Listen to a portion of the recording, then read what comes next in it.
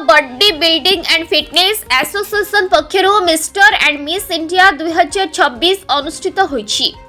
All Odisha body building and fitness association पक्षरु mister and miss India 2026 प्रतियोगिता आसंता February 25 और 26 तारिख अनुष्ठित होबाकु जाउछि। भुवनेश्वर स्थित भंचकड़ा मंडप रे आयोजित हेबो। ए वर्ष एसोसिएशन पक्षरु प्रतियोगिता को 5टी विभाग रे विभक्त करा जायछि।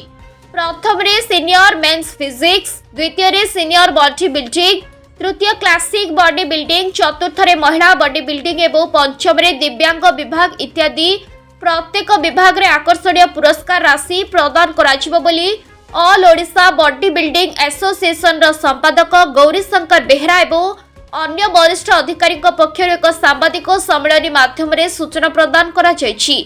राष्ट्रीय स्तर प्रतियोगिता रे देशर विभिन्न राज्य प्रतियोगिता माने जोग देबे बोली आयोजक आशा प्रकाश करिसेंती। बॉडी बिल्डिंग एसोसिएशन सेक्रेटरी आमे 2 दिन धरी 25-26 करूछु स्थानीय भंजकला मंडप रे एवं भुवनेश्वर रे। एटा ओडिशा पे गर्व और गौरवर विषय। 270 जन प्रतियोगी आमर एतरे भाग नबाक जाउछंती। 25टा स्टेट मध्ये आछंती।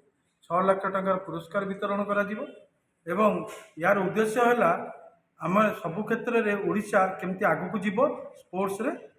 तेणुकरी आमे एतिपाई युवपीढ़ी के आह्वान करुचु जे फिटनेस होची गुरु मंत्र एवं फिटनेस उपरे आमे सेतिपाई फोकस देकी 2 दिन कंपटीशन करू। भुवनेश्वर गंगाधर रथंक रिपोर्ट संघर्ष टीवी।